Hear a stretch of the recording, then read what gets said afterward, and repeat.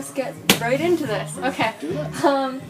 So how did you decide to start a record store? Well, I've come from another record store that I used to run in Toronto, Sunrise Records, where I helped them run their organization for 30 plus years, 32, 33 years.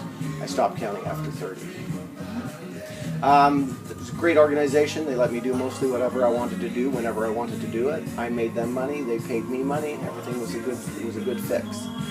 The fact that I'm still in this business is just testament to how much fun it is. Being involved with music every day is something that I really couldn't be without, to be honest. So it's a 2-4-7 gig for me. Was Sunside Records, was it your first record store you worked at? Yeah, 1981 I started as a part-timer in my university years, so that's a long time ago. And I was with Sunrise all those years. Excuse me. So 30-odd years that they managed to keep me busy.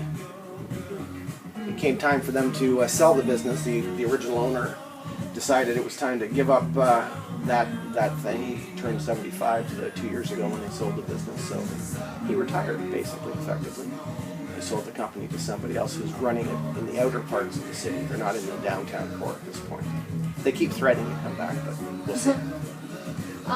So how do you decide what music to bring into the store?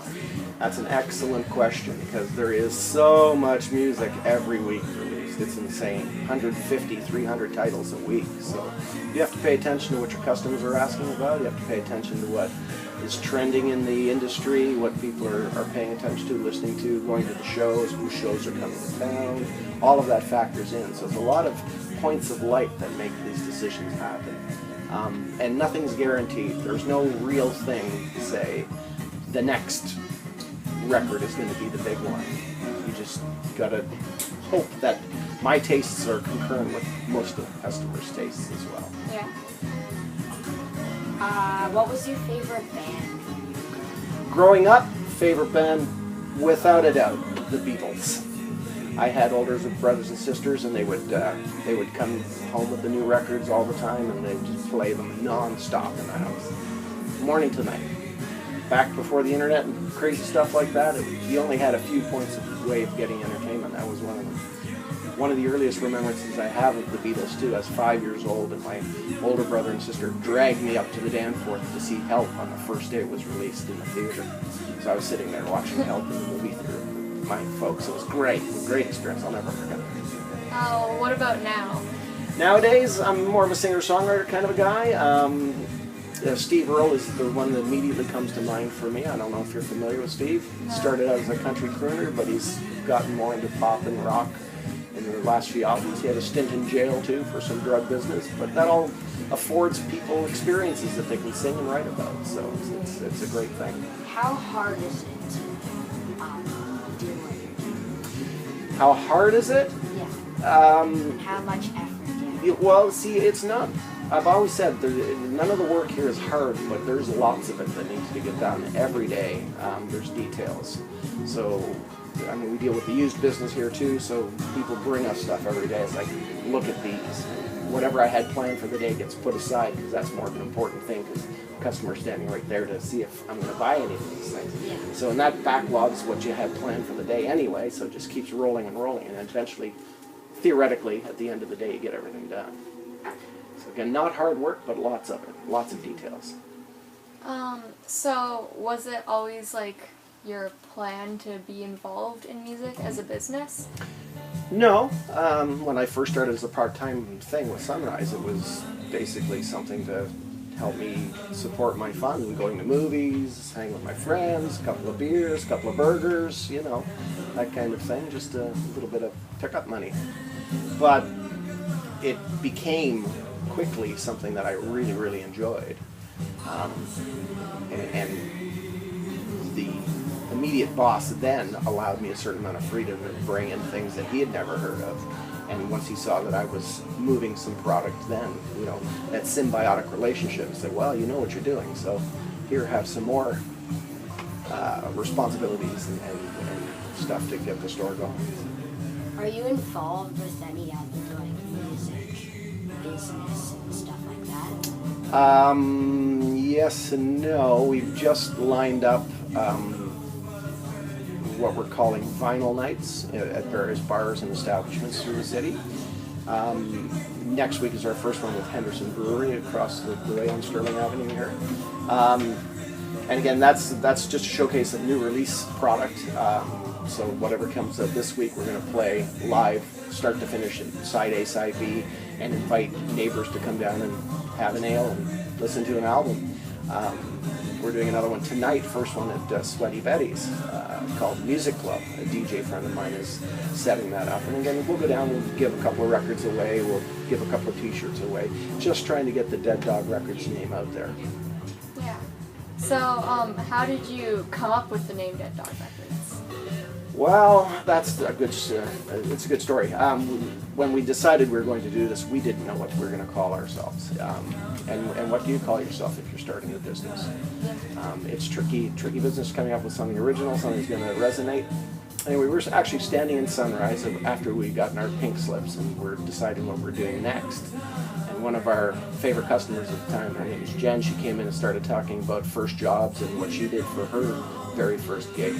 And for her was working in a small variety store in small town Ontario. And back then, again, this is some time ago, she was saying that the owner had ordered in all these little robot dogs that would bounce around on the table, and you have to be cute and fluffy. And again, back then this was a big thing. It was like little robot dogs making a lot of noise, and everybody wanted one. So the owner got them in, very excited, pushed the display up to the front of the store, turned them all on, and none of them worked. And he's like, all right, well, I have options. I can send these dogs back to China, where they came from, on my bill of shipping. I can, by the time I get the new ones in, nobody's going to care. This fat would be over. And it was just kind of lost on this. And Jen said, you know what, boss, I've got this. And she gets out her pens and papers and just writes, Dead Dogs, $5 each. Hangs the sign, they sell the whole inventory. So I just turned to the girls at the point, and my partners here, and I said, what do you think about Dead Dog Records? And they went, that sounds pretty neat. So there we are, and we got a logo, and everything's, well, I wouldn't say it's history yet, but it's building. It's been very exciting this year and a half we've been open. What do you find your customers like the most? What's the most popular? Vinyl records. In most all genres, we've done really well with the jazz and soul and funk stuff, which I was very hesitant about ordering in. But first day open, somebody said, "Have you got this?" And I'm like, "Huh, maybe there's a crowd for that." We've done very well with the punk rock and the hardcore music, and the general pop rock sells all the time too. So it's been exciting, just trying to figure what things out. There's a wide berth of things that we carry in the store. So what are like the best perks of running a record store?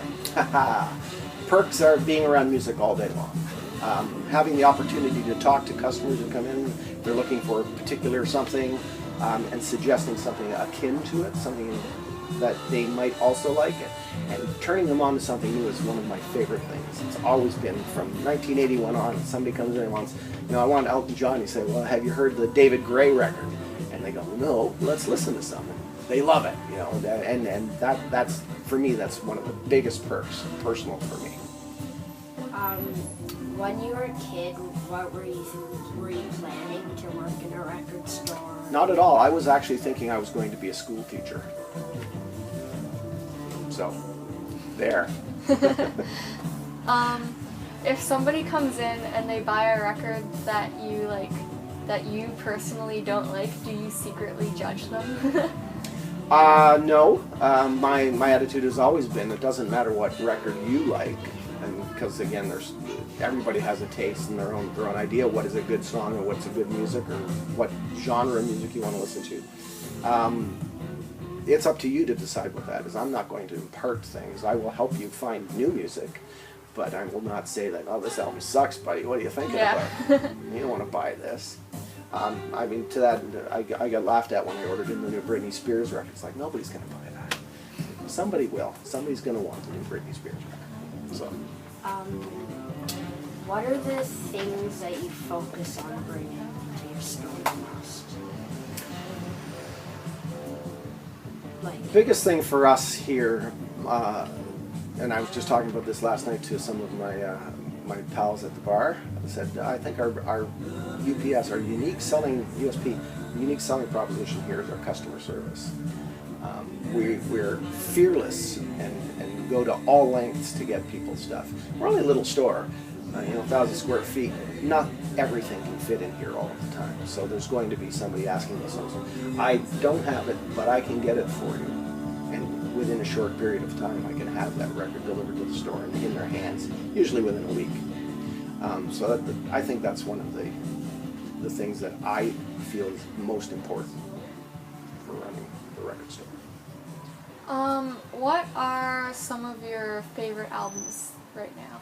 Right now, favorite albums this year, Half Moon Run, I guess it was towards the end of last year, but their record's beautiful. Just a lush, lovely pop rock record. Can't stop listening to it. What other records have come out this week, this month, this year? There's so many. This is the problem with being in your store and somebody asks you what your favorite record is. I get dumb.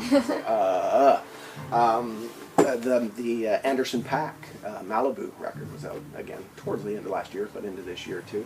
Great hip-hop, soul, funk record. Really, really lovely.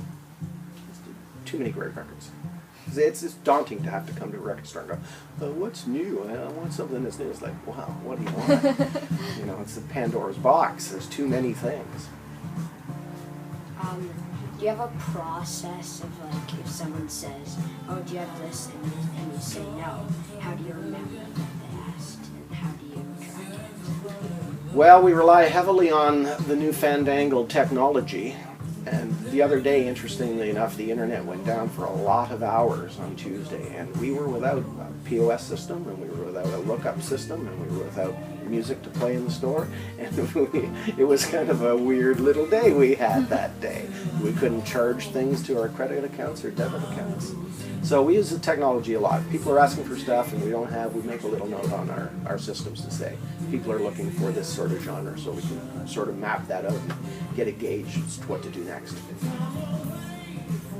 I'm out of questions, but if you have I'm also out. Okay, well there. Well done, guys. Thank Those you. are great questions. This is very well Thank you prepared. for letting us interview you. Not at all.